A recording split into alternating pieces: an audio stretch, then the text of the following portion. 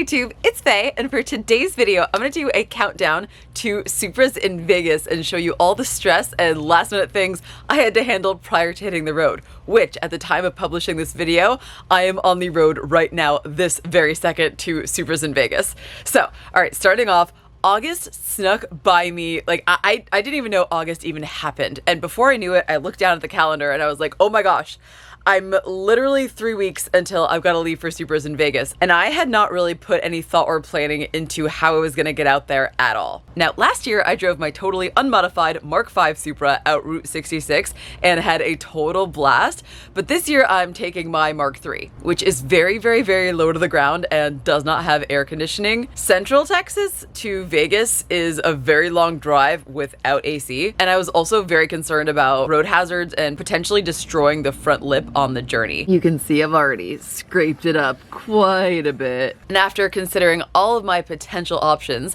I decided that the best idea would be just to tow her out to Vegas. So Brandon and I hop in a tow rig, we have AC, we're comfortable, we can have communication, we don't have to worry about anything like that, no stress, and just enjoy the journey out with the car on the back of the trailer. We would also have no problem packing all of our stuff inside of a spacious tow rig rather than trying to jam everything in the back of my very, very small car. Of course, the problem is I have neither a tow rig or a trailer, so I had to figure this out somehow. First, to find a tow vehicle, purchasing something last minute was completely out of the question, and nothing that we have currently in the fleet really fits the bill as a good tow vehicle. So I was either gonna have to rent or borrow. So extremely luckily for me, I was able to get a loaner, and here's some footage from the drive up to Dallas where Brandon and I went to pick it up. Now, I have a question for you. What do you think I think would be the ideal tow vehicle? And its available low-level and rear height control air suspension offers automatic and manually adjustable height settings for those looking to tow or haul often.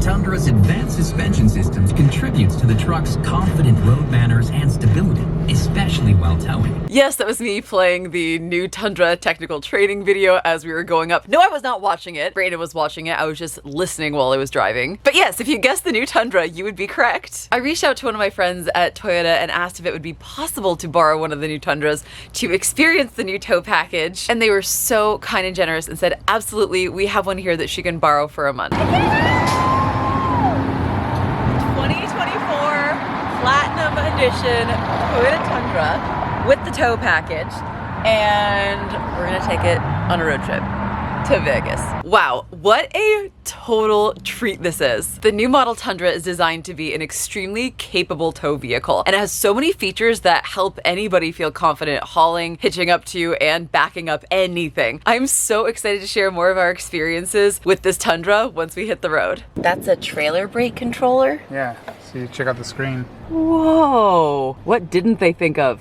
It is officially 1 week and 2 days till I've got to get on the road to make it to Supras in Vegas, and I think I've almost got everything figured out. Here during the day, I've been working on this Supra, getting myself in the spirit, but in the evenings and weekends, I'm finishing up this one because are they ever done? Are they ever really done? Trying to get ready for Supras in Vegas. We have the truck figured out.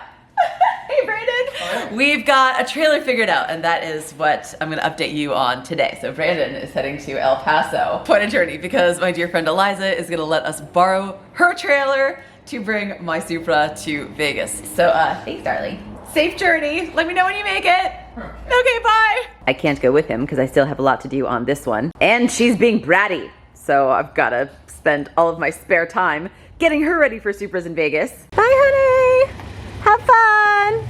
Okay, well, time to get back to this ultimate bummer of a situation. The last time I fired up the Supra, I heard a ticking noise that really bothered me, and upon closer inspection, I noticed that my cam gear had a very disconcerting wobble that was absolutely not there last time I looked. I immediately was hit by a wave of PTSD that only the OG channel subscribers will fully understand, but I immediately turned the engine off and checked the torque of my cam bolts, and to my horror, they were loose. So this pin here on the intake side is sitting the way that it should be, but this one on the exhaust side seems to have damaged that gear. So I don't know what else to do, but I've got to take it off.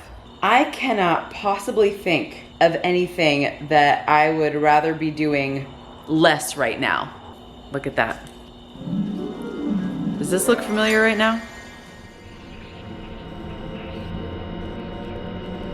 Look at that. That could have been pretty catastrophic. A week and a day till Supras in Vegas. And today is kind of already over. 7 days till Supras in Vegas. And this is what I've decided, because I'm still in a place where I need to adjust the clevis on my Willwood clutch master cylinder still. So I need a few days of this car on the road and driving it before I can go to Supras in Vegas. So my initial thought was, call Aaron at Drift Motion on Monday and have him overnight me a new gear, and I'm just gonna slap that thing on. Okay, well that's Monday. Then he overnights it. I might not get it until Wednesday, put everything back together. And then that gives me Friday, Saturday to drive the car around before having to load it up on the trailer. That's not okay. Like, we've got to figure something else out today. So I'm gonna be putting a stock cam gear back on the exhaust side for now. Now, I know what you're thinking. What about the smoking gun? Like, you can't just slap another thing on it and hope that everything's gonna be okay, right? So here's what I think happened this time. I don't think there's an issue with my cylinder head at all. I don't think I'm actually reliving the story. I think what happened was I made a dumb decision to powder coat the washers, which are the factory washers. But then you see how all this wore off? I mean, live and learn, factory bolt is better. Who would have thought I would say that? I'm just kidding. So I think that gave it just enough play, just enough harmonics that it was sort of vibrating back and forth, destroyed the pin. So I'm just gonna install this for now. Now, yes, it's gonna mess up my tune because I did have that gear adjusted. So it's gonna mess some stuff up, but it's gonna run okay, and it'll be a great temporary solution just to get her running so I can make sure that there aren't any other problems going on and I can finish adjusting the master cylinder. And then hopefully by the time that I've determined that it was just the powder coating that caused the issue and I'm good to just put a gear back on and no other harm was done, I will have either fixed the other gear or gotten one overnighted to me. So I've already knocked a bunch of other potential problems off of the list or found that there was more. Also, I totally galled this one, like grabbing it. I actually used this thing right here, which is for pulling wiper arms. Because you know when you press the arm on right here, there's like a taper, so sometimes they get seized on there. So I used this to grab and then I pried because this is deformed enough that it got stuck on there and it took me half an hour to get this off last night. Regardless, I'm gonna have to replace or refinish or resurface this somehow anyway. So we shall see. But in the meantime, let me just see if I can make this one look decent if I have to use it and keep using it for Supras in Vegas. If I'm going to install it once and potentially not take it back off right now, let me just quickly do something nice to this. See, look at how sick this looks. We've got one stock gear and one adjustable gear. So I like this function very much so. His is covered though, so you can't see these, but like, we're on the right track here. There we go. Now the color matches a little bit better. All 3 pins do not fit in at once, but 2 pins will fit in at a time. So now I'm just putting everything back together. 2 pins, got 2 pins there. Gonna assemble everything and see what happens. I am using the factory bolt, factory washer, and lots of red Loctite, and I'm gonna torque these to 40 foot-pounds. Manual says 36 foot-pounds, we're gonna go to 40. And obviously I'm marking both of those. All right, and we'll just turn it over one more time, just for good measure, because we can't be too neurotic and too careful around here.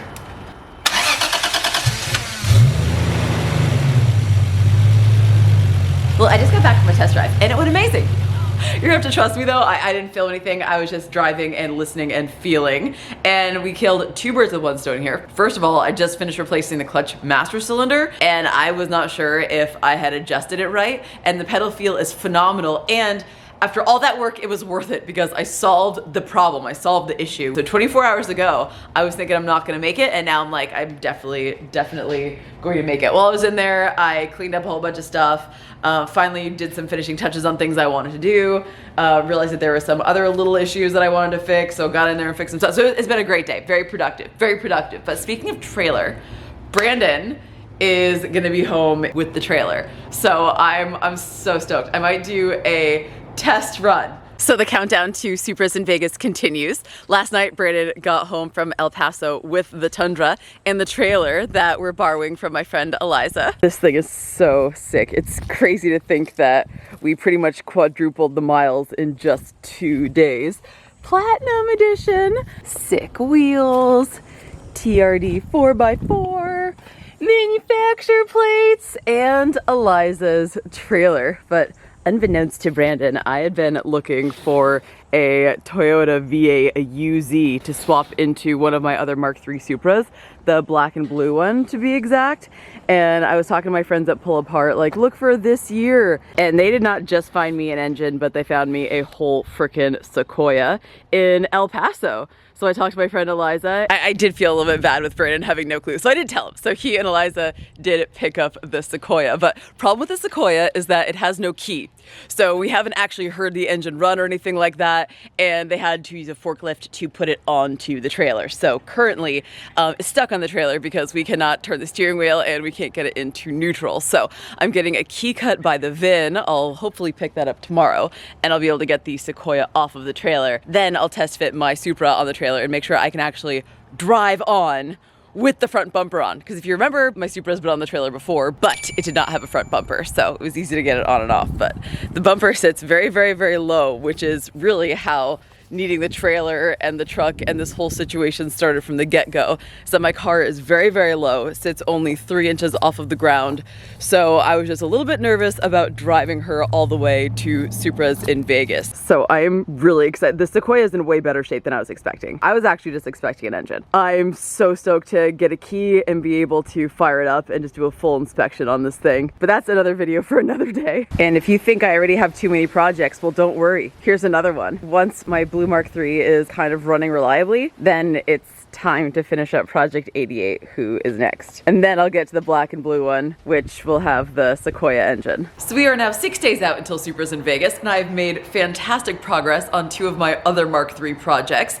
This is a potential donor block for Project 88, so I'll be tearing that down and just seeing if that block is a candidate. My one last hope before I just go ahead and sleeve like 5 7M blocks that I have that are garbage, and I've got the full swap for my black and blue Mark III. But those are completely irrelevant today because we've still got to get mine ready to go. So what the heck am I going to do today? Today I'm going back to battle with this stupid Wilwood clutch master cylinder because unfortunately I did not actually think that my extension rod was going to work.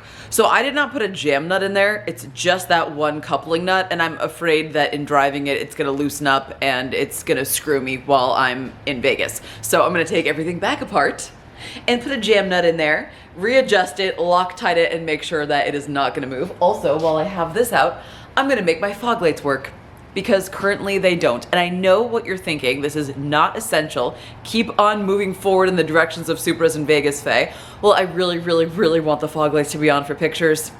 I think they look amazing. I think they're so pretty, and I really, really want them to work. So yes, it's a priority, people. So that's what I'm gonna do for the rest of today. This is the black and blue Supra that is gonna get the 2UZ swap. Someone already put a ton of effort into the engine bay, but it, like, look at that. The wire harness is totally hacked. This one really is only good for engine swapping. It would just be way too much effort to get everything back to stock and put a 7M in here. So this is perfect. And then this one here is going to be for parts. Parts for this one, it's going to need some body parts, but there is not a straight panel on this thing. And it's just, this one is not going to come back from the dead. This one is donor only. And this one is so freaking cool. I absolutely love this one. It is totally complete, but I don't really know what I'm gonna do with this one yet. It is completely infested with rodents and smells terrible, so it's a little bit of a health hazard at this point. Getting the interior all cleaned up is gonna be a challenge. I'm gonna have to get like a full-on hazmat suit, so that one is number 3 in the lineup. There is the tour of all my Supras that you didn't ask for, and now I'm gonna get up in here, which is impossible to film, so sorry. I'll update you what happens tomorrow. Well, the update is that I did adjust it and I got the jam nut in there, and then I drove it to work. And unfortunately, the clutch slipped. So I did not adjust it to exactly where it was before. So I'm gonna have to get up in there and adjust it yet again. This is the worst, most miserable job ever. But I did get the fog lights to work. And they look amazing, don't they? Don't you see what I mean now? They look amazing. I wired them in off of the same signal wire as my running lights. So they're on whenever any of my lights are on. Do you see what I mean though? Don't they look freaking incredible? Ugh, she just looks so mean. I love it. Earlier that day, I had driven my Supra to Hill Country Performance and Machine because even after replacing that cam gear, my engine was making an intermittent noise that was really, really bothering me. Couldn't figure out where it was coming from, so I figured might as well run it by the engine master himself. Hey guys, it is 5 days until Supra's in Vegas, and today I brought my Supra to the machine shop. Danny's actually teaching me some TIG welding. A blessing from, I'm not even Catholic, but I'll do the Catholic blessing. And it's just a beauty. I mean, it looks like it's going 200 miles an hour just sitting there. I mean, it's just, It always has a long crank, because with the AEM Infinity, it's got to pick up a crank signal. yes, before it fires the injectors. Exactly, yes. Oh my God. I've already got the bird doo-doo. The bird poop we I've already got the bird doo-doo. Damn you birds! We got the factory on the exhaust side, and then we have the adjustable aftermarket, the Fidenza cam gear on the intake side. A lot of people also, if we're going to tune on the intake side, that we won't do on both. It's especially on this, and we have tuned on it, and yes, it was already on the dyno. So, but this is fine as opposed to taking a chance. Right. That's the thing, is that we know this works, and I'm glad that you're showing the true world. You know, gosh, yeah. Sometimes you go forward and sometimes you go back, but you're always moving forward.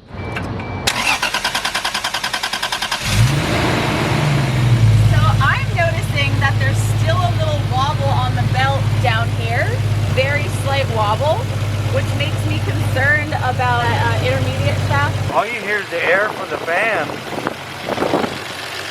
and the injectors clicking. Yeah, the injectors.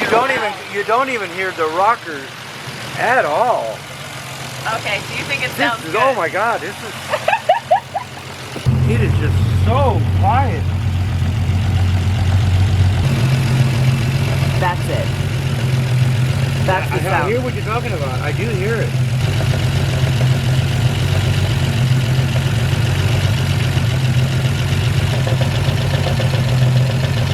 Chief would want to do always when we have any kind of little noise is to pull off the alternator and the power steering belt, because that power steering pump does move back and forth a little bit. It could be any of those bearings. So we got a power steering pump right here, and it has a little bit of play in them. They all do. Yep. But take off the belt off the power steering and the alternator, start it right up. If the noise is gone, then we know it's either an alternator bearing or a power steering pump. And it could be the power steering pump is probably the oldest thing in here, probably. Yeah, it's the original. Out of everything, it's probably the one thing, right? And then at that same time, I think it'd be cool to look at the idler on the timing belt idler. Yes, it's because brand new. Yes, but still we doesn't don't mean anything. Cool. Sounds really good. This part, you can't even hear valve adjustment.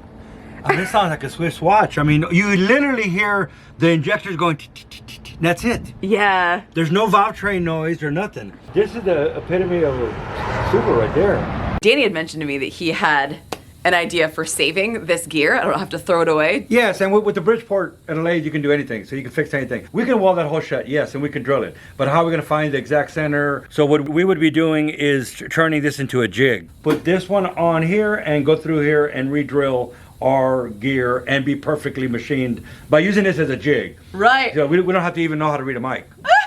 Well, and the other thing I was telling Danny was like, there are 3 holes. Why can't I use 3 pins? And the reason is because I think it's actually made to be adjusted because they all will not fit in there at the same time. And I'm like, Danny, when I've got the gear and the camshaft, like, let's drill all the holes so they can actually line up so I can put 3 pins in there. And then he went even further and he was like, Faye, you should use a longer pin. And I took my tire tread depth gauge and saw that there was 2 millimeters. We could make those pins longer. And since you have the adjustable gear, you don't have to worry about moving it. If the belt gets stretched, you're doing a service, you can actually move the gear over to a different pin, change it. All that's fine. We don't need that ability to move the pins over.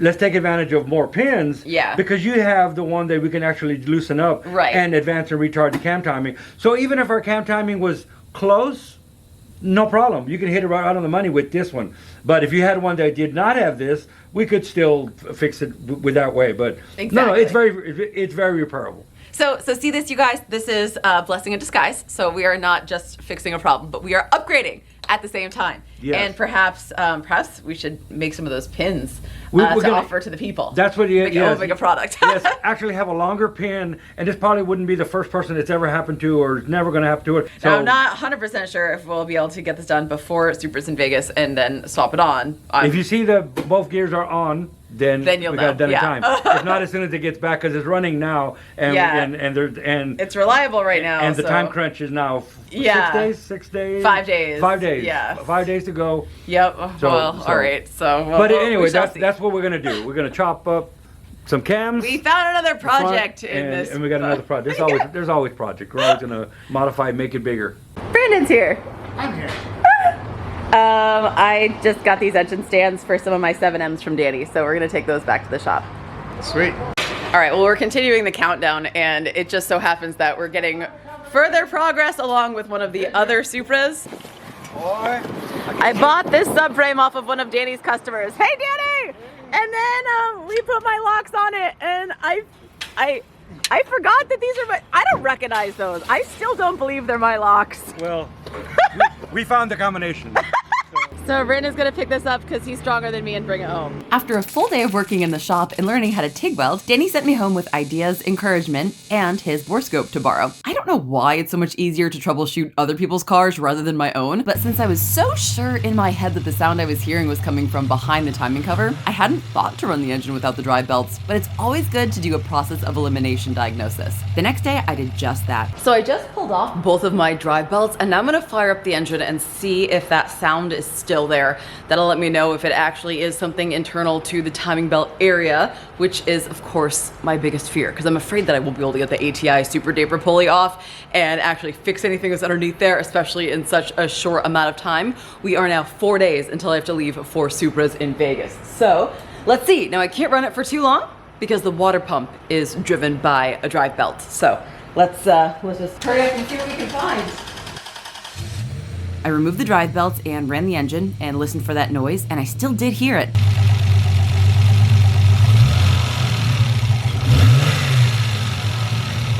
I am hearing like a weird tinny sound, but it's different than what I was hearing before. Then I removed the timing belt again and felt for any play or bearing noise in the idler pulley, and then put everything back together and watched the gears closely while the engine was running with the borescope. I also pulled the spark plugs and looked down into the cylinders just to make sure that no damage had occurred while the engine was running with the loose cam gears. Well, this thing is freaking awesome. So Danny just lent me this borescope so that I can check inside of my engine and just make sure that with the cam gear coming loose that pistons didn't hit valves. So I just pulled number 1 spark plug, and let's put this down inside and see if we can see anything. Wow, I am really pleasantly surprised with the video quality of this borescope. I will definitely have to get myself one of these. Now, I didn't find what I was looking for and hoping not to see, which is shiny spots where the valves could have hit the piston.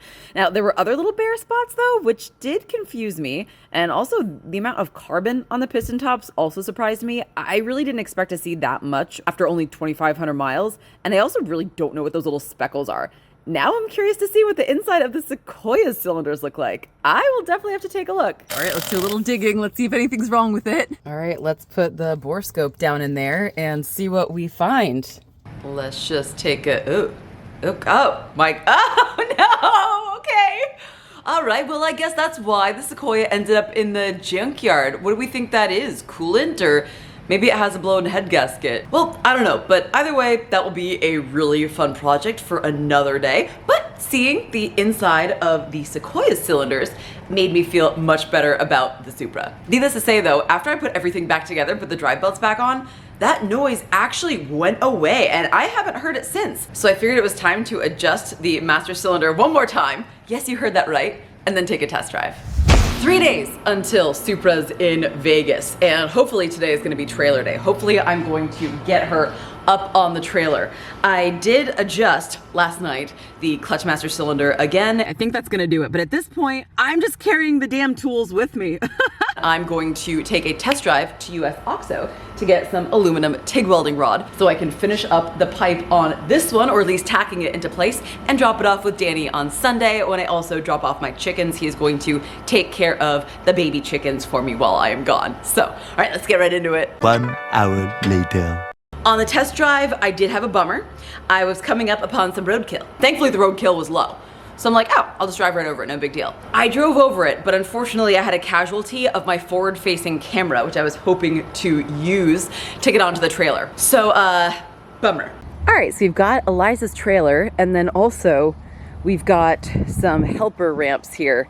And I'm already thinking that this angle is way, way too harsh for the Supra. Yeah. No way. No way, Jose. That's not happening. I think we need some wood. I'll get to work.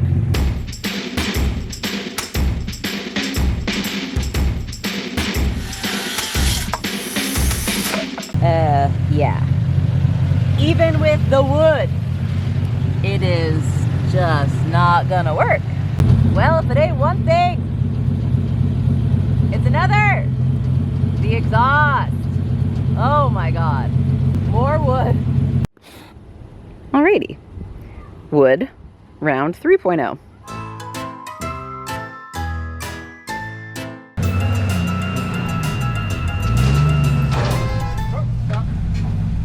Oh my God. Wow, that was a lot. That was a lot. It is now 2 days until we leave for Supras in Vegas, and I cannot tell you what a relief it is that my Supra is up on the trailer. So I actually spent a little time this morning and edited this video. Morning and afternoon, and obviously edited this video up until this point. It takes me a long time to edit, but I put so much work into this video, I didn't want to fail you guys and not put it out. So I hope you're enjoying it. So anyway, one thing I was planning on doing today, since the spark plugs came in for my Supra, is I was gonna gap them and replace them. I did not end up getting around to that quite yet today because I had some work to do to this one prior to leaving. And I went to fab the last charge pipe that I'm gonna drop off with Danny tomorrow before I leave. And that was a giant fail because I kept on blowing the circuit breaker here at my shop. And I'm a renter, I'm a tenant. I actually have not done this before. I don't know where the circuit breaker was, so I went on a wild goose chase, wasted a bunch of time. Anyway, it's 10 o'clock at night. I don't think I can call an electrician at this point, have them come tomorrow, figure out how I can get bigger cables back here and actually be able to run my welder. So I'm just gonna drop off the pipe with Danny and hope he can work with it. There is one tack on there. It's holding. I taped it. I think he can work with it. He's Danny after all. So yeah, that's today's update. Tomorrow, I'm gonna pack. I'm gonna gap and install these spark plugs. And maybe touch up my hair. So yeah, that's where we're at, man. The countdown is happening. I just can't believe it. This is crazy. All right, see you tomorrow. It is one day until we leave for Supras in Vegas. So today is packing day, and that does include tools. So I've got the trunk of Vice full of all the tools and supplies that I'm gonna bring. I'll show you that in a second. But last night, Brandon was looking at the trailer and he was just looking everything over, and we were thinking, good to check out everything, including the brand new tow rig. And he actually was able to loosen one of these lug nuts with his fingers. So we're just gonna go ahead and retorque and check them all. Kind of scary to think that there was loose lug nuts the entire time you were driving across Highway 10 with this Sequoia. I don't know what the torque, whoa, that is loose. I don't know what the torque spec is, so we're gonna do 100 foot-pounds. Oh my God. Yeah, I think we're gonna bring this. And it's got these really cool like reversible sockets. This is just from Harbor Freight. Actually, both these are from Harbor Freight. This Icon torque wrench, like $100. It's actually really, really nice and it's super accurate. I've had it calibrated on the tool truck and it's just as good as any of my other torque wrenches. But it's a good travel one. And the rules of racing, if you have it, you won't need it. So always overpack tools and parts. Speaking of parts, I don't think that there's a swap meet this year. But I still am bringing Supra parts because there is another female Mark III owner that's in need of a fender. So I'm giving her one of my fenders. You know, pay it forward, people. Pay it forward. All right, let's get the rest of these done. Oh my God. Every single lug nut was loose. Let's check everything else now. They're good. All right, well, they're all okay except for this one. So we'll air up this one. We haven't even left yet and this thing is coming in handy. All right, well, we're definitely bringing that and everything else that we use today. So now I'm gonna show you guys what I've packed in the back of the Supra, which is very dirty, but I'm not gonna clean it now because we're about to hit the road and she's only gonna get dirtier. But I am gonna clean her later. So here I've got my favorite detailing supplies, both interior and exterior, and then detailing cloths. This socket rail just has a couple of specialty sockets that are for hardware on my car that don't come in like my general kit. Obviously, extra fluids. I've got a whole bottle of pre-mixed coolant. I also have 3 extra quarts of oil. That's underneath here though. Have a car cover that I'm gonna use when we're actually stopped. Got some kneeling pads for on-the-go repairs or getting underneath the car. Don't want to hurt your knees, but also helps as like a heat barrier and a fender cover. And then my whole Capri Tools set. This has wrenches and sockets and a bit driver, a bunch of different bits, and what else? Oh, spark plug socket, extensions, and a couple different ratchets. I also did bring my favorite ratchet. In here I've got more fluids. I've got brake fluid, I've got glass cleaner because I do not have a washer fluid reservoir anymore. I also have touch-up paint because I know I'm probably gonna hit my lip a few more times. So this is the undercarriage liner that I use. I've also got tape and pre-paint prep spray, WD-40. Don't we all need bunch of zip ties? And I have even more tools underneath here. Over here, I've got my fire extinguisher, the special sockets I need for my wheel lock keys, and underneath here, I have my Schumacher jump starter. Oh, look, I've got a pressure gauge right here. So I guess I don't need to bring this other one that I had laying out, but I'm definitely gonna bring my torque wrench and the other socket. So I've got a 17, 19, 21, and 7/8, I think. Yeah, so it's also a 22, so it covers all the basic Toyota sizes. Here are the spark plugs I'm going to install. I'll just put those in here for now. It's freaking hot, so I don't really want to do this right now in the middle of the sun. And then these are some of like my favorite electrical tools. So I've got my favorite crimpers, my favorite strippers. These are the best scissors on earth. And then in here, I know, I've got my fluke meter, I've got a bunch of butt connectors, I've got a bunch of my fluke just accessories for clipping to a bunch of different things, extra wire in case I need to repair anything. This is just a little case of all sorts of little electrical stuff. So I don't know, do I need any of this? Probably not. And that's the thing. If I bring it, I won't need it. So I'm actually feeling really confident in my car right now. So I actually don't think I'm gonna need any of this except for the glass cleaner and the detailing stuff and the car cover, of course. But really, you know, it's good to bring stuff like this because this is gonna be a really difficult 3 days for a lot of cars because there's dyno day, drag racing, a road course, like a track day. So a lot of these cars are gonna be put to the test. So a lot of times I bring that stuff just so I can help out other people if need be. And a lot of times I've actually had to use the tools that I brought. So anyway, that's what I'm bringing. And now it's time to pack up the chicken ladies and bring them to Danny's house. Hi, Luna. This is Luna, the silky. This is Astral, the white crested black Polish.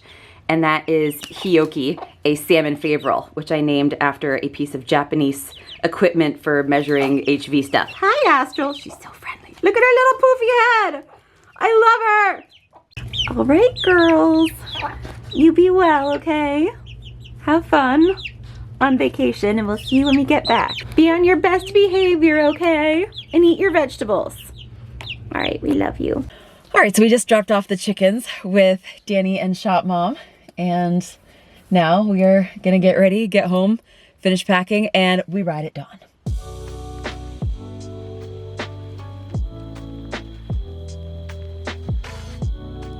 We leave for Supras in Vegas today. Whoa, what a crazy journey leading up to this moment, but I am so happy to be on the road. If you see us, please honk and wave. And if you're gonna be there too, I cannot wait to see you.